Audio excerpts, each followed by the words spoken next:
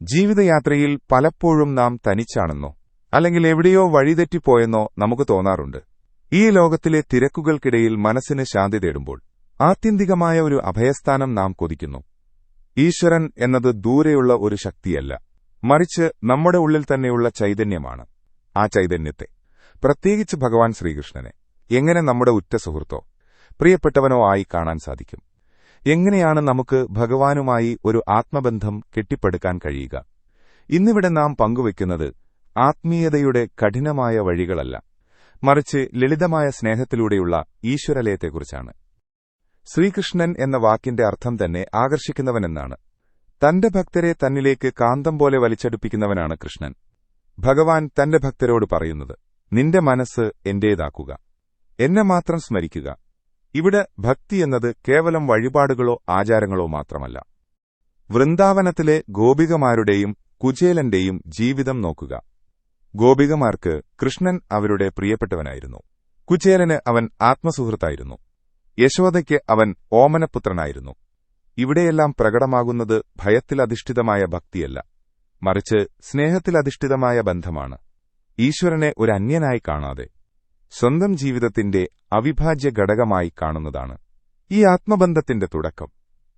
ആത്മീയമായി നോക്കിയാൽ കൃഷ്ണൻ എന്നത് നമ്മുടെ ഉള്ളിലെ സാക്ഷി ചൈതന്യമാണ്. നാം സംസാരിക്കുമ്പോഴും പ്രവർത്തിക്കുമ്പോഴും ഉള്ളിലിരുന്ന് അത് വീക്ഷിക്കുന്ന ഒന്നുണ്ട്. ആ സാക്ഷിയെ തിരിച്ചറിയുന്നതാണ് യഥാർത്ഥ കൃഷ്ണാനുഭവം. ഭക്തി എന്നത് കണ്ണടച്ച് ഇരുട്ടിലിരിക്കലല്ല, മറിച്ച് കണ്ണു തുറന്നു കാണുന്ന ഓരോ ജീവനിലും ഓരോ ചലനത്തിലും ഈശ്വരന്റെ കയ്യൊപ്പ് കാണലാണ്.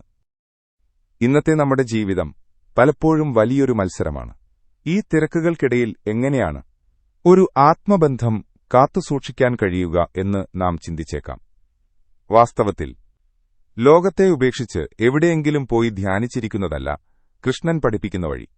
പകരം നമ്മൾ നിൽക്കുന്നിടത്ത് നിന്നുകൊണ്ട് തന്നെ എങ്ങനെ ശാന്തി കണ്ടെത്താമെന്നതാണ്. നമ്മുടെ മനസ്സിനുള്ളിൽ ഭഗവാനുമായി ഒരു നിശബ്ദ സംഭാഷണം നമുക്കെപ്പോഴും നിലനിർത്താം. ഓഫീസിലിരിക്കുമ്പോഴോ, യാത്ര ചെയ്യുമ്പോഴോ, വീട്ടിലെ ജോലികൾക്കിടയിലോ ഒരു സുഹൃത്തിനോട് സംസാരിക്കുന്നതുപോലെ നമ്മുടെ ആകുലതകൾ ഭഗവാനോട് പറയാം. അത് ഒരു പ്രത്യേക പ്രാർത്ഥനയാകണമെന്നില്ല. ഭഗവാനെ, എന്റെ ഈ വഴിയിൽ നീ കൂടെയുണ്ടല്ലോ എന്നൊരു ചെറിയ ചിന്ത മതി. അത്തരമൊരു ബോധ്യം നമ്മുടെ ഉള്ളിലുണ്ടെങ്കിൽ ഏത് സമ്മർദ്ദഘട്ടത്തിലും നമ്മൾ തളർന്നുപോകില്ല. കാരണം ആ ഭാരം താങ്ങാൻ കൂടെ ഒരാളുണ്ടെന്ന ഉറപ്പ് നമുക്കവിടെ ലഭിക്കുന്നു. നമ്മുടെ കർമ്മങ്ങളെ കാണുന്ന രീതിയിലും ഒരു മാറ്റം കൊണ്ടുവരാം. ജീവിതത്തിൽ നാം ചെയ്യുന്ന ഓരോ ചെറിയ കാര്യവും, അത് മറ്റൊരാളെ സഹായിക്കുന്നതാകട്ടെ അല്ലെങ്കിൽ നമ്മുടെ ജോലി ചെയ്യുന്നതാകട്ടെ, അതൊരു വഴിപാടായി കാണുക. ഫലത്തെക്കുറിച്ച് അമിതമായി ആകുലപ്പെടാതെ എന്റെ കർത്തവ്യം ഞാൻ കൃത്യമായി ചെയ്യുന്നു എന്ന ബോധ്യത്തോടെ മുന്നോട്ടു പോകുമ്പോൾ അവിടെ ഞാൻ എന്ന അഹംഭാവം കുറയുകയും ഓരോ പ്രവൃത്തിയും കൃഷ്ണാർപ്പണമായി മാറുകയും ചെയ്യുന്നു. മറ്റുള്ളവരോടുള്ള നമ്മുടെ സമീപനത്തിലും ഈ കൃഷ്ണചിന്ത വലിയ മാറ്റങ്ങൾ കൊണ്ടുവരും. നമുക്ക് ചുറ്റുമുള്ളവരിലും നമ്മെ എതിർക്കുന്നവരിൽ പോലും അതേ ആത്മചൈതന്യമുണ്ടെന്ന് ചിന്തിച്ചു നോക്കൂ. അപ്പോൾ ദേഷ്യത്തിനും പകയ്ക്കും പകരം ഒരു തരം കരുണയോ ക്ഷമയോ നമ്മുടെ ഉള്ളിൽ നിറയും. ഈ തിരിച്ചറിവ് നമ്മുടെ ബന്ധങ്ങളെ കൂടുതൽ മനോഹരമാക്കും. ജീവിതം അതിന്റെ എല്ലാ ഉയർച്ചതാഴ്ചകളോടും കൂടി മുന്നോട്ടു പോകുമ്പോഴും നമ്മുടെ ഉള്ളിലെ ആ ശാന്തമായ കേന്ദ്രം ഭഗവാനായിരിക്കണം. സന്തോഷം വരുമ്പോൾ നന്ദി പറയാനും പരാജയപ്പെടുമ്പോൾ താങ്ങായി നിൽക്കാനും ഭഗവാൻ കൂടെയുണ്ടെന്ന ബോധം നമ്മുടെ ജീവിതത്തെ ഒരു പ്രാർത്ഥന പോലെ മനോഹരമാക്കും. ഇതാണ് കൃഷ്ണൻ നമുക്ക് നൽകുന്ന ഏറ്റവും വലിയ പാഠം.